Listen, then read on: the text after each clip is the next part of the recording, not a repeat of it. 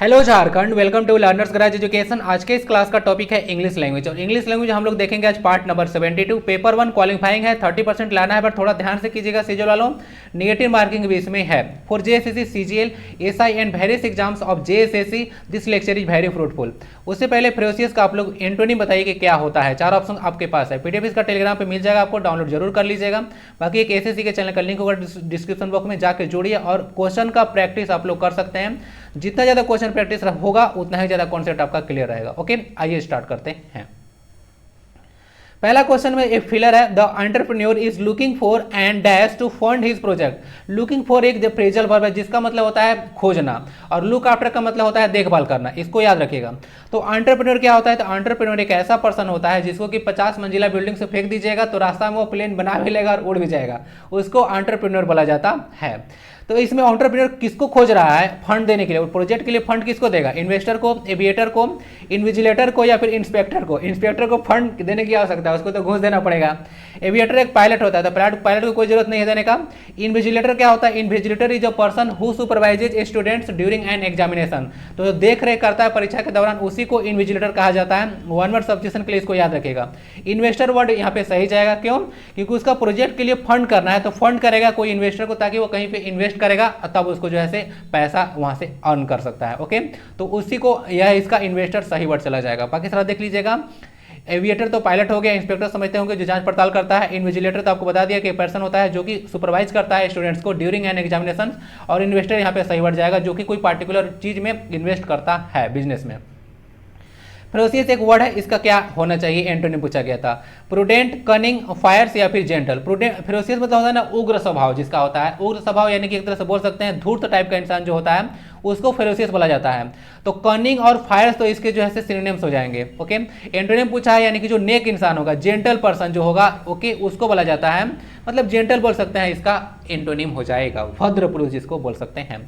Prudent मतलब होता है ना चतुर होता है, इसको स्किल्ड आप लोग बोल सकते हैं, आर्टफुल बोल सकते हैं, ओके, वाइज बोल सकते हैं। इसके कुछ सिनोनिम्स हो जाएंगे। ओके, आंसर मिल गया। उसके बाद I have a terrible cold during several days now, क्या लगना चाहिए? I have a terrible cold during several days, यहाँ पे नाउ है। यहाँ पे देखिए गड़बड़ क्या किया गया ना कि यहाँ पे रेफरेंस है आपका सिंपल प्रेजेंट परफेक्ट टेंस का। तो आई हैव हैड लगेगा, terrible cold for several days now लगेगा, ड्यूरिंग नहीं। समझिए इसका मीनिंग, क्योंकि उसको जैसे कहना चाह रहा है ना कि मुझे बहुत दिनों से ना ठंडा जो है से लग गया है। ओके, बहुत दिनों से। तो एक्शन होता है कि अगर पास्ट में कोई चीज शुरू होता है और उसका जो है से इफेक्ट अभी भी है, ठीक है, या अभी भी है, तो जो है हम लोग प्रेजेंट परफेक्ट टेंस का यूज करते हैं। तो उसमें हैव हैड होगा। यहाँ पे हैड मतलब उसको जो ठंडा लगा था ना, उसके लिए हैड जो है यूज किया जाता है। हैड तो ऐसे नॉर्मल जो है आप लोग यूज करते हैं हैज, अब हैड ऑग्ज़िलियरी वर्ब जैसा, लेकिन यह कभी कभी मेन वर्ब के जैसा भी होता है। इस हैड का मतलब होता है कोई चीज जकड़ लेना है। कभी कभी खाना जो लेते हैं खाते हैं उसके लिए भी हैड वर्ड यूज किया जाता है। ओके ना, तो I have had a terrible cold for several days now हो जाएगा। हैड का भी यूज होता है जो होता है पास्ट परफेक्ट में ना, तो ध्यान रखिएगा। हैड या हैव हैड जो यूज है बिल्कुल सही है। सेवरल एक प्लूरल क्वांटिफायर है, सेवरल हो जाएगा, मेनी हो जाएगा, फ्यू हो जाएगा, ये सब के साथ प्लूरल नाउन आएगा। ध्यान रखिए कभी कभी एरर बनाता है। ओके, तो यह प्रेजेंट परफेक्ट टेंस का रेफरेंस था। Identify the segment that contains a grammatical error, जो इसमें ग्रामेटिकल एरर पता करना है। Each of the pictures have been signed by the footballer. कुछ वर्ड्स होते हैं, देखिएगा, बोल सकते हैं कि वर्ड तो नहीं बोलेंगे, फ्रेज बोलेंगे। ईच ऑफ आ जाए, आइदर ऑफ आ जाए, एवरीवन आ जाए, ये सब शब्द अगर आ जाता है तो उसके बाद प्लूरल नाउन जो यूज करना है, लेकिन वर्ब आपको सिंगुलर यूज करना है।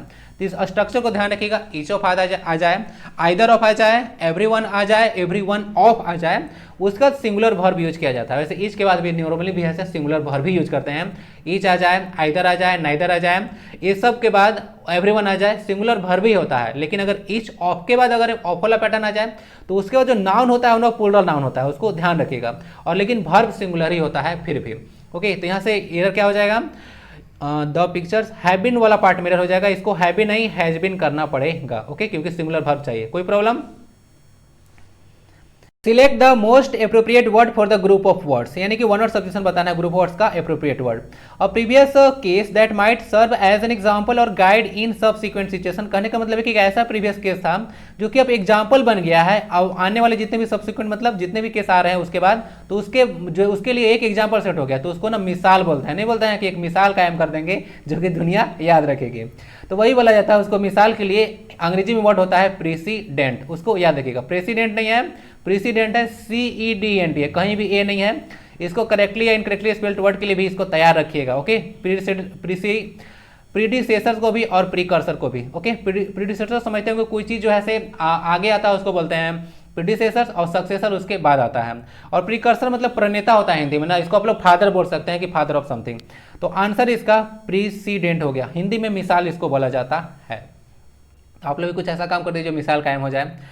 उसके बाद देख लीजिएगा यहाँ पे ना, given below are 4 jumble sentences, out of the given option pick the one that gives their correct order, यानी कि यहाँ पे पैरा जंबल है, 4 सेंटेंस दिया हुआ है, इसको आपको अरेंज करना है।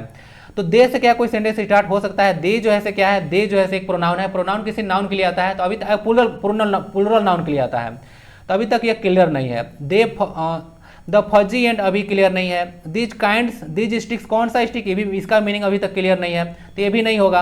अब देखिए डी जो है ना से एक इंडिपेंडेंट सेंटेंस लग रहा है, यहाँ से सेंटेंस आप शुरू कर सकते हैं, जैसे how did people clean there teeth before the tooth brush was invented, यानी कि जब टूथब्रश आविष्कार नहीं हुआ था तब उन लोग दांत कैसे साफ करते थे, यह है क्वेश्चन, उसका आंसर दिया जा रहा है। देखिए डी यहाँ सबसे पहले आएगा, ठीक है, तो डी सबसे पहले आएगा। दे यूज, अब देखिए दे यूज मतलब किसके लिए आया है? पीपल के लिए आया है। पीपल जो है से प्लूरल नाउन है, और प्लूरल नाउन के लिए यहाँ पे प्लूरल जो है से प्रोनाउन आया है। तो they used thin twigs called chew sticks as tooth cleaner, तो यहाँ पे चिव जो है से चिव स्टिक होता था, जिससे उन लोग जो है ट्विक मतलब एक तरह से बोल सकते हैं, इस तरह का आप लोग देखे हैं ना, डंडी होता है, उस तरह को ट्विक बोला जाता है। तो they use thin twigs called chew sticks as tooth cleaner, तो टूथ क्लीनर के लिए उन लोग चिव स्टिक्स का यूज करते थे। तो डी के बाद ए आ जाएगा। ऑप्शन कटा, कहीं पे नहीं कटा, ए कट गया, सारा कट चुका है, 2 खोज लीजिए, आंसर मिल जाता है। तो हो गया, ज़्यादा टफ करेगा तो 3 तक जाता है, उसके बाद तो मिल ही जाता है। 2 तक खोज लीजिएगा तो ऐसा ज़्यादा चांस रहता है कि 1-2 के बाद कट जाता है, बट तीसरा खोज लीजिएगा तो फिर रास्ता साफ है आपका। तो डी आ गया। उसके बाद देखते हैं, उसके बाद सी ही आएगा, क्योंकि आप देखिए स्टिक्स के बारे में पे बात किया गया था चिव स्टिक्स के बारे में, और चिव स्टिक जो वर्ड है वो स्टिक यहाँ पे यूज किया गया है। These sticks were fuzzy at one end पे यह फजी होता था। डी ए के बाद यहाँ पे सी आएगा, और उसके बाद लास्ट में आ जाएगा, उस पर देखिए फजी वर्ड इसमें यूज किया हुआ है, फजी इसके बाद यहाँ पे आया है। तो कनेक्ट करने की कोशिश कीजिए, कोई वर्ड अगर पहले यूज किया हुआ है उसके बाद कुछ इन्फॉर्मेशन यूज किया जाएगा तो आगे आएगा वह पार्ट। तो DACB इसका करेक्ट ऑर्डर होगा, इसको देख लीजिए, कोई प्रॉब्लम कमेंट्स में जरूर बताइएगा। उसके बाद पुनः आता है एक one word substitution, one who is indifferent to pain और प्लीजर। मैं आपको ऐसे बताया था, मुझे भी ऐसे ही आता, one who is indifferent to pain और प्लीजर, या प्लीजर और पेन दोनों भी बोल सकते हैं। तो इसको मैं MS धोनी का एग्जांपल देकर आपको मैं कितनी बार बता चुका हूं, उसको स्ट्राइक बोला जाता है, जिसको ज़्यादा दुख या दर्द में भी कोई फर्क नहीं पड़ता है ना, ज़्यादा खुशी में उसको कोई फर्क पड़ता है, नॉर्मल टाइप का रहता है मेरे जैसा, ओके। तो स्ट्राइक उसको बोला जाता है।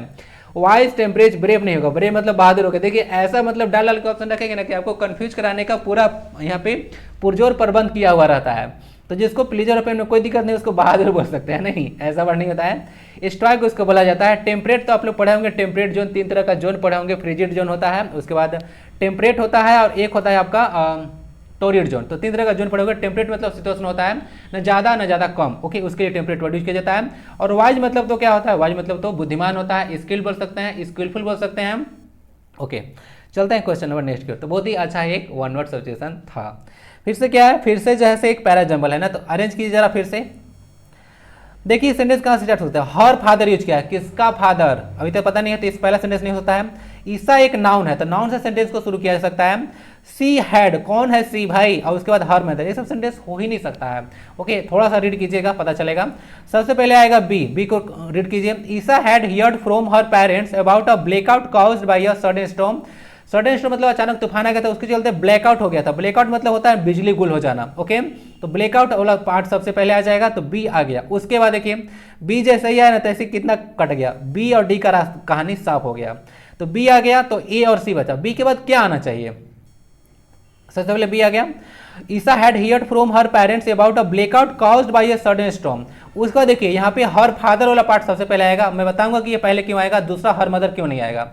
हर father had been stuck in an elevator for 6 hour, यानी कि एलिवेटर में उसके पिताजी फंस गए थे 6 घंटा से, ओके ना। फिर 6 आवर यहाँ पे लिखा हुआ है, एक पीरियड टाइम है उसके लिए यहाँ पे 4 यूज किया हुआ है। तो बी के बाद ए है, ओके देख लीजिएगा, कुछ कुछ ग्रामर का भी पोर्शन ऐड करते चलता हूँ। तो बी के बाद ए आएगा, उसके बाद पढ़िए, अब तो रास्ता साफ है आपका, ए तो कट गया है सही। तो सी आंसर मिल चुका है, एग्जाम में इतने कीजिएगा, आगे चल जाइएगा, बट थोड़ा सा पढ़ लीजिएगा, थोड़ा सेटिस्फाइड आप लोग हो जाइए कि हाँ 100% श्योर थे। तो बी के बाद ए, उसके बाद क्या आएगा, उसके बाद देखिए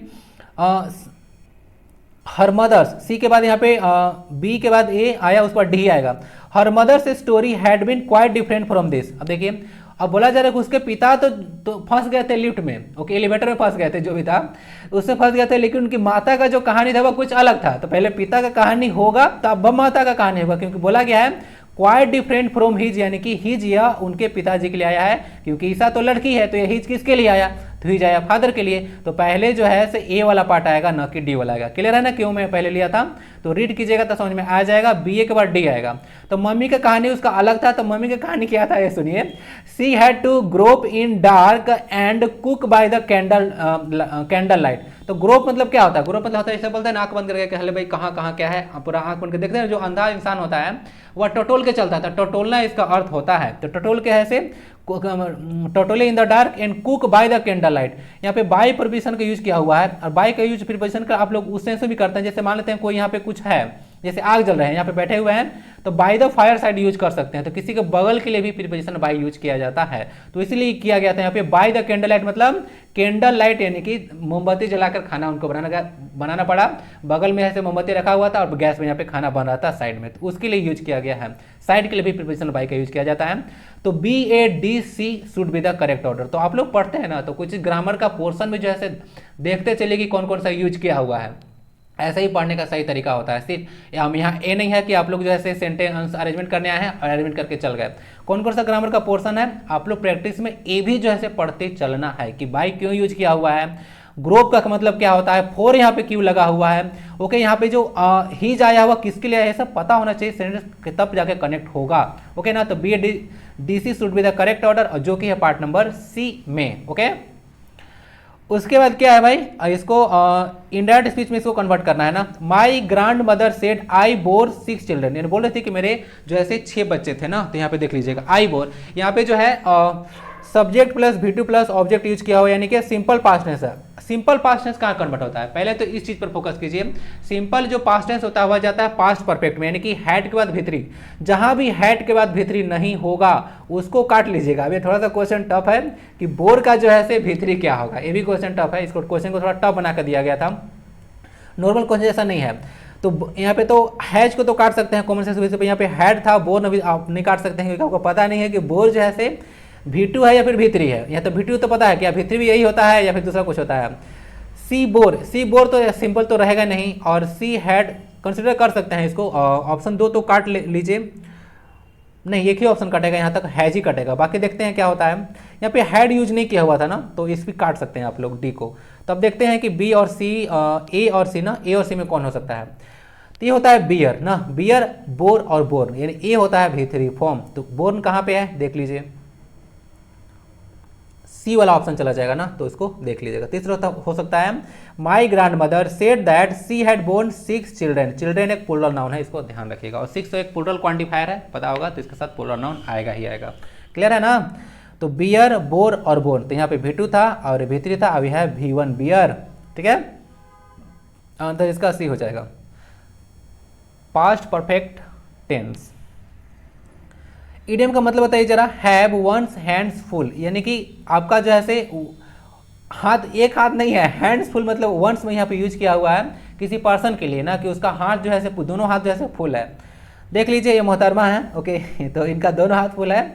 इसका मतलब होता है टू बी वेरी बिजी, यानी काफ़ी ज़्यादा अगर बिजी है तो उसको बोला जाता है कि I have my both hands full. बोल सकते हैं एक sentence, I have my hands full, both use नहीं कीजिएगा तो भी चलेगा।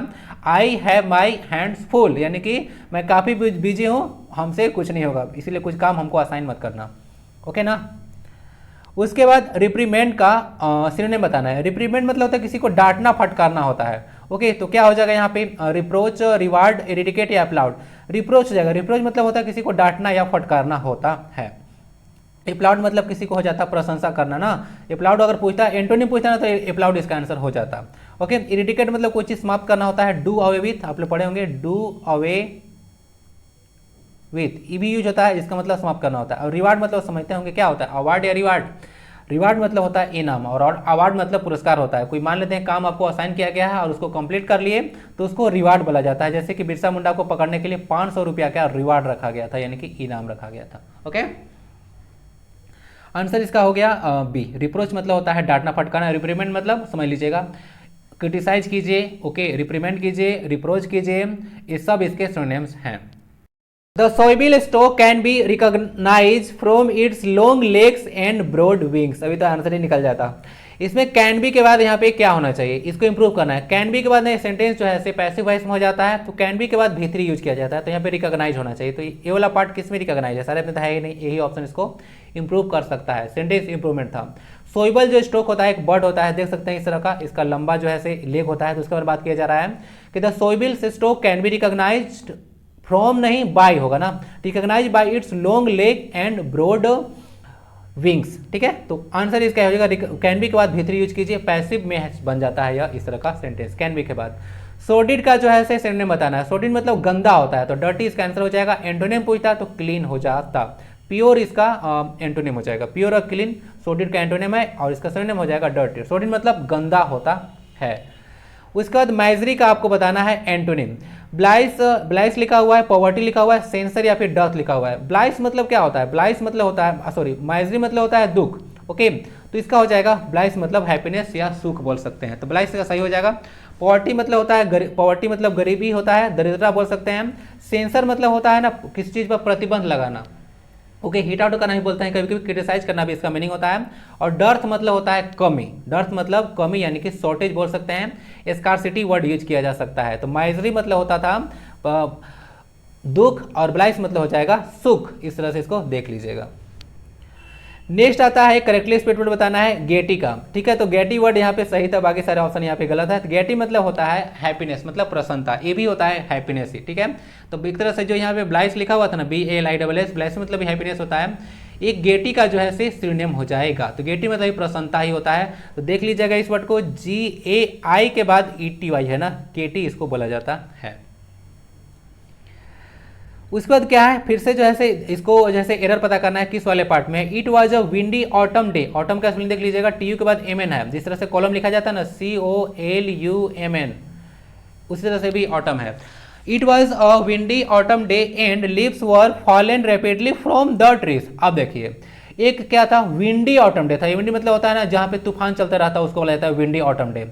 तो लिप्स वेयर फॉलन नहीं, विस लिप्स वेयर फॉलिंग होगा, क्योंकि जो विंडी डे था तो पत्ते गिर रहे होंगे। तो यहाँ पे पास्ट के किसी एक्शन को जो है शो करने के लिए जो कंटिन्यू है हम लोग यूज करते हैं पास्ट कंटिन्यूअस टेंस। अब यहाँ पे लिप्स यहाँ पे प्लूरल नाउन है, तो इसके साथ जो है वेयर लगा हुआ है, तो हमको V4 यूज करना पड़ेगा, क्योंकि चाह रहे हैं कि हम लोग शो करें कि लिप्स जो है गिर रहे थे, यानी कि ऑनगोइंग एक्शन को पास्ट के लिए शो करने के लिए was where plus V4 use होगा। तो इस वाला पार्ट में एरर है, तो लिव्स वेयर फॉलन नहीं, इसको फॉलिंग कीजिए, सेंटेंस ग्रामेटिकली करेक्ट हो जाएगा। क्लियर।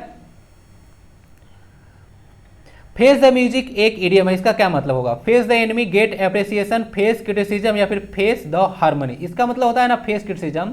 फेस द म्यूजिक करने काम होता है फेस द क्रिटिसिज्म, यानी कुछ ऐसा काम कर दिया है ना आप लोग जिसके चलते तो आपको ना डांट तो पड़ने ही वाला है, यानी कि रिप्रीमेंट मिलेगा ही, तो उसको बोला जाता है कि फेस द म्यूजिक। ठीक है, यानी कि अब ये काम किए हो भाई, टास्क पूरा करके नहीं आए हो तो आज तो मैडम से पिटाई पड़ेगा ही, तो you have to face the music because you have not done your homework. तो बोल सकते हैं कि फेस द क्रिटिसिज्म, या बोल सकते हैं कि उसका पनिशमेंट आपको मिलने वाला है।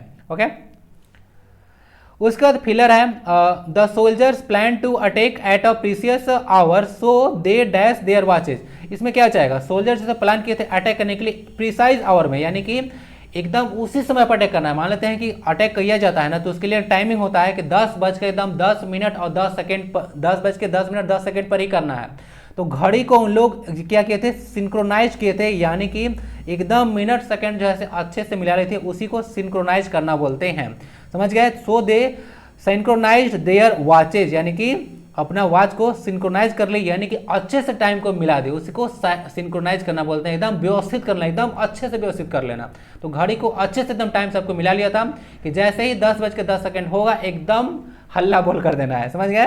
तो सिंक्रोनाइज वर्ड यहाँ पे सही जाएगा। ऐसे मतलब तो समझते होंगे क्या होता है, किसी चीज में आप लोग मूल्यांकन करते हैं वो होता है। उसके बाद एक क्या है, पैसिव, इसको वॉइस में कन्वर्ट करना है। सेंटेंस को